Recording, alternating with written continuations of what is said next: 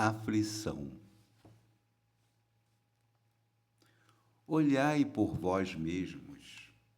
Segunda carta de João, capítulo 1, versículo 8. A aflição.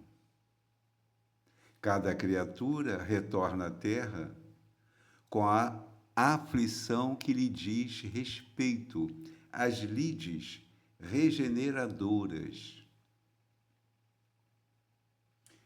A aflição que nos expressa o passado renascente ou nos define o débito atuante na contabilidade divina. Aqui é a enfermidade que o tempo trará inevitável, quando precisa, ao campo de nossos impulsos inferiores. Ali é a condição social repleta de espinhos em que se nos ajustarão as diretrizes e os pensamentos. Acolá é o templo doméstico, transformado em cadinho de angustiosos padecimentos.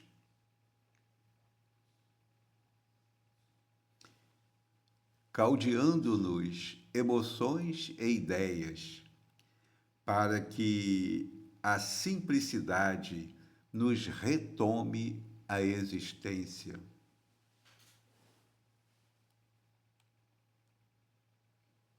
A lei é a tarefa representativa em que o estandarte do bem comum exige de nós os mais largos testemunhos de compreensão e renúncia, reclamando-nos integral ajustamento à felicidade dos outros, antes de cogitar de nossa própria felicidade. Em toda parte encontra a criatura a aflição quando vista por ensinamento bendito, propondo-lhe as mais belas conquistas espirituais para a esfera superior. Entretanto, se o caminho terreno é nossa prova salvadora, somos em nós o grande problema da vida.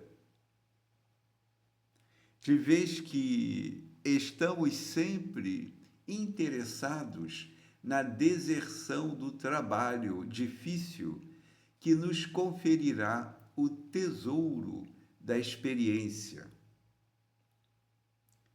Trânsfugas do dever nas menores modalidades, achamo-nos sempre à caça de consolação e reconforto, disputando escusas, desculpas e moratórias com o que apenas adiamos indefinidamente a execução dos serviços indispensáveis à restauração de nós mesmos. Saibamos valorizar a nossa oportunidade de crescimento para o mundo maior, abraçando na aflição construtiva da jornada o medicamento capaz de operar-nos a própria cura ou o recurso suscetível de arrojar-nos a mais altos níveis de evolução. Não bastará sofrer. É preciso aproveitar o concurso da dor, convertendo-a em roteiro de luz.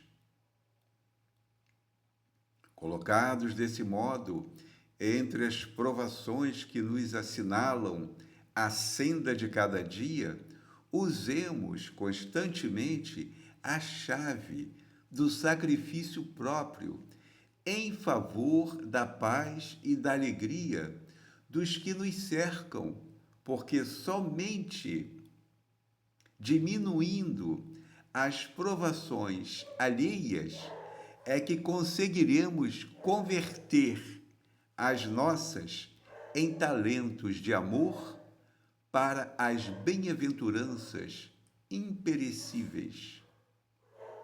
Livro Ceifa de Luz, Editora FEB, capítulo 31, Espírito Emmanuel, Psicografia de Chico Xavier.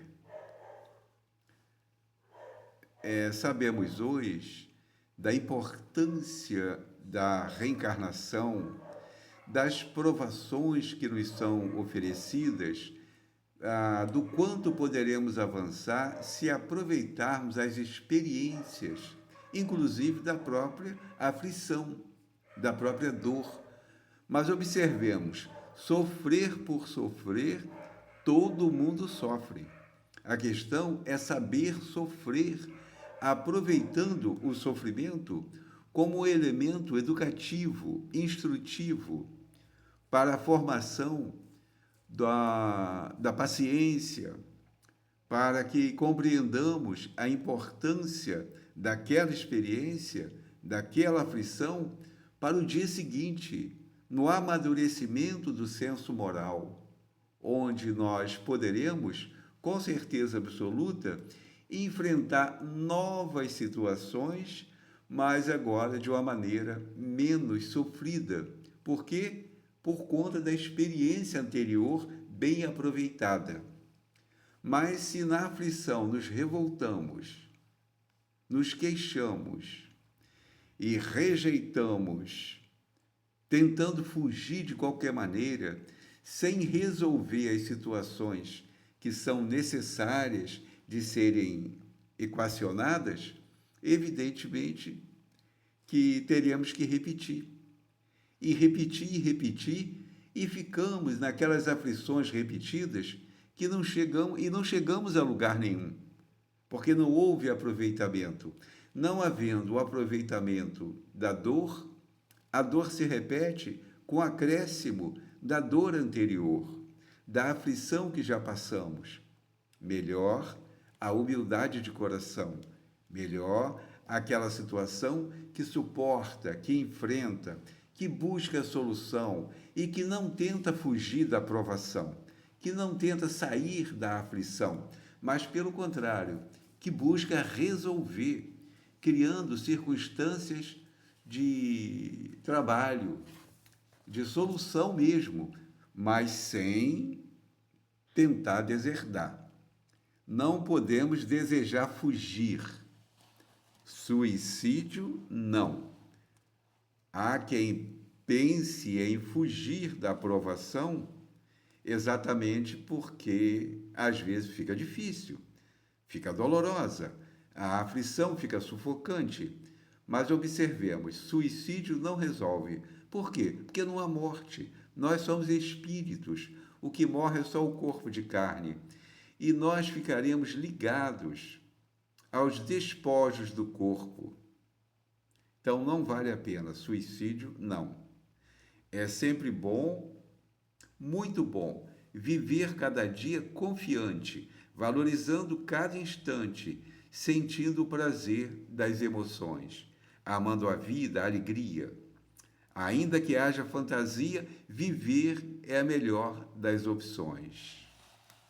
Somos aprendizes do amor, e ninguém vive sem dor, incertezas e aflições.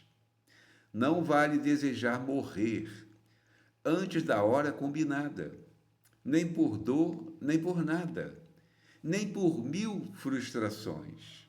Por que não vale? Porque, de fato, nós temos uma hora combinada.